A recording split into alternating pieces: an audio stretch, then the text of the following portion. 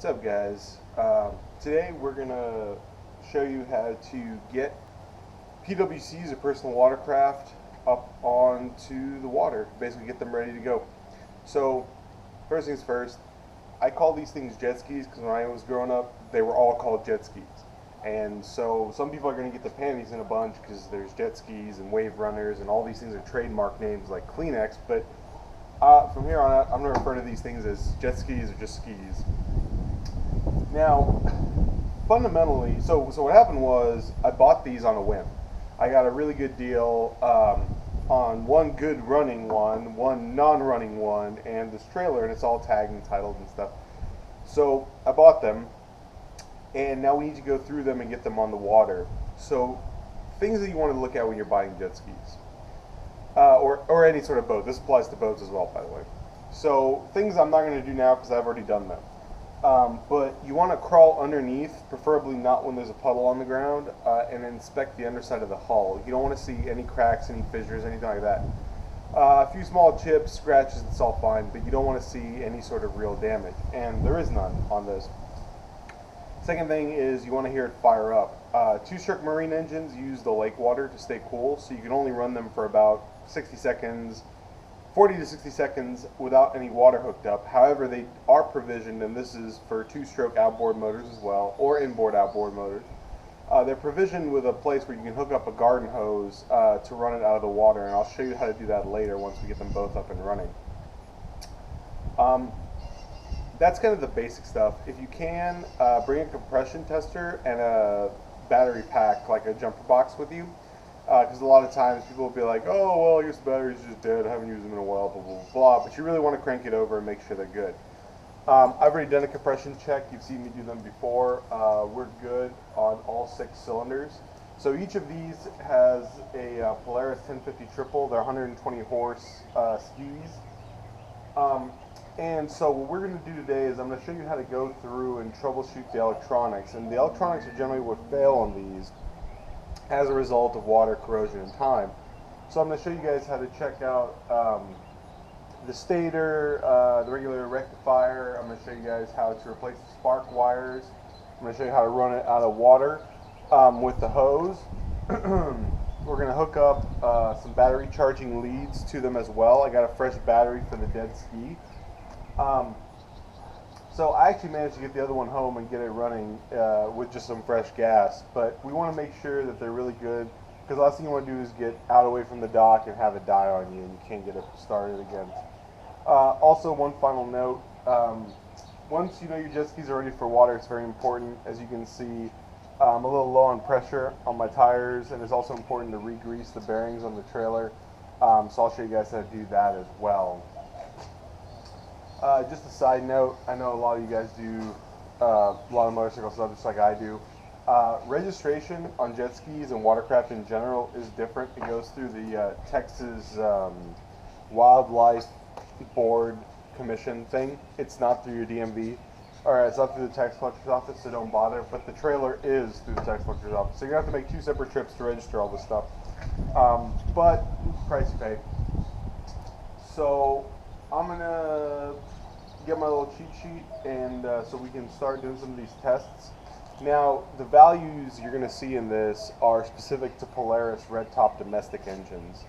But a little bit of, these are, this tests that I'm doing are important to do on every PWC that you get, but the values you're going to need to see are going to be different. So I suggest either getting a manual or doing some Googling. Unfortunately, jet skis don't have as much online support as, say, motorcycles do. I found it's a lot harder to Google for stuff, at least it is for Polaris. So sometimes, you know, you're going to have to go make a new friend at the local boat and repair place. So anyway, let's get started. So here's the engine compartment, and all the important good stuff is right here inside this what's called the electronics box. And certain things are removable from the top, but we need to test pretty much everything, and so we're actually going to unbolt it from this holder right here with these bolts up here. But first we got to remove the battery to make it easier to get everything out, because it's attached here and in several other places. So to makes it a little easier if we get the battery out first. So the battery comes off with these wing nuts to remove the bar, unscrew the leads, and just pull the battery out. 3 11mm bolts later, our electronics box is open, or off at least. And now we can pick it up and open it up and take a look. So this is the inside of our electronics box, and I've already found one major issue. Everything in here looks really clean and nice, which is good, but as you can see, there's no way to replace these spark plug wires without replacing this whole assembly. So on this one, the spark plug wires and caps and stuff are fine, so we're going to leave them alone. But on the other one, we're going to have to do an in-field wire repair, which is not great, but it'll have to do. So now we can just follow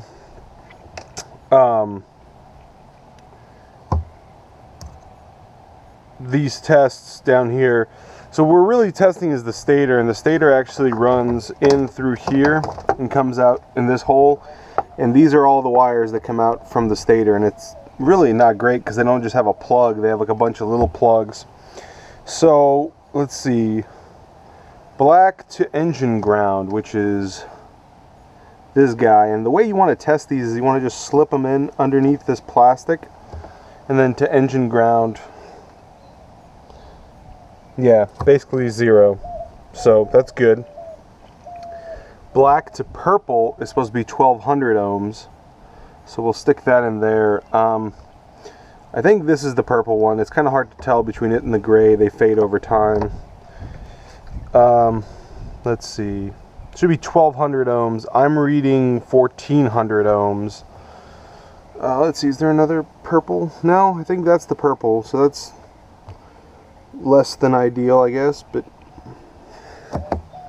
yeah, I'm reading about 1400, which is higher than what it's supposed to be, but it's probably not critical.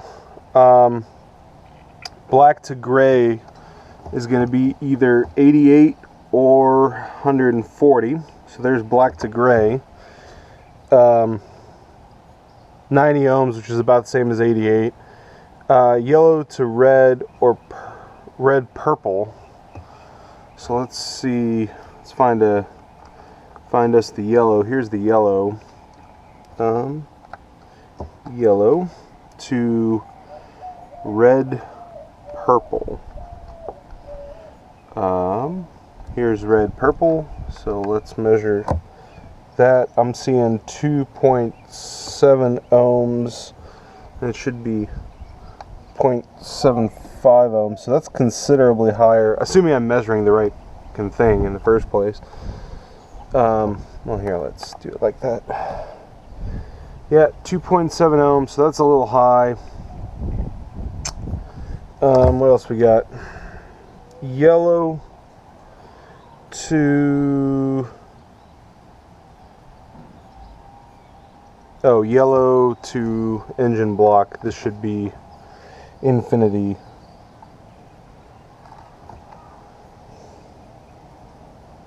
What is that? 200 and something kilo ohms. That's not ideal because that really should be 0. So let's see. Black green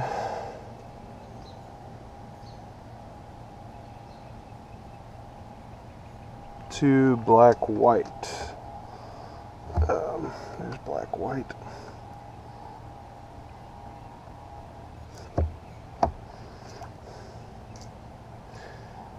Yep, so 0.3, 0.5 ohms, that's fine.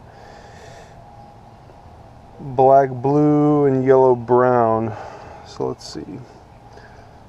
Black blue. That's fine. To yellow brown. That's also fine.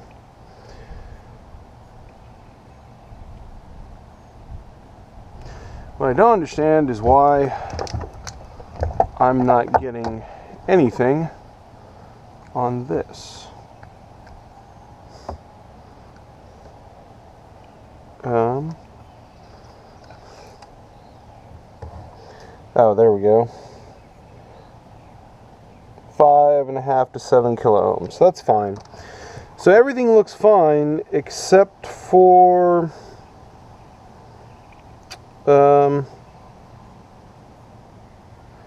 this yellow or red purple to engine block. I don't understand why that's not infinite, because that's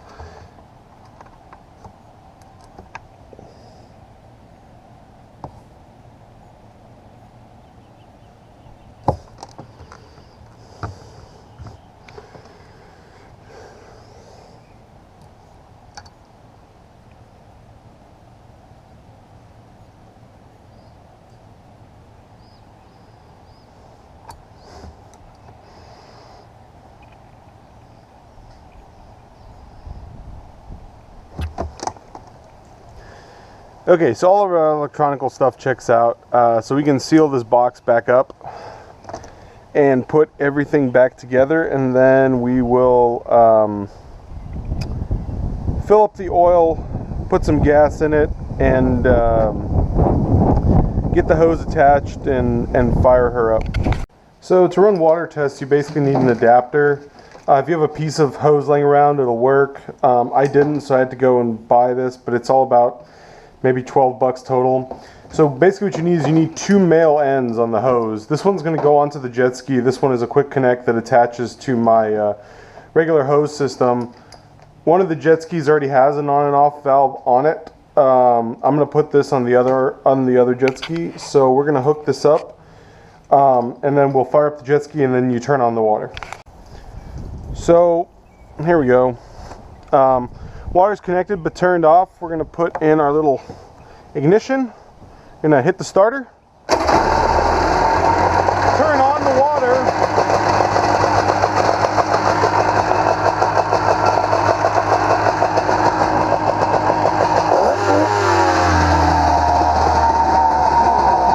And you can see all the water coming out the back.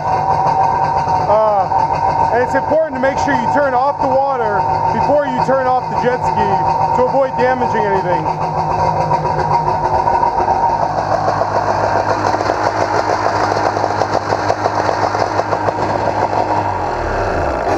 I'd say this jet ski is ready for the lake.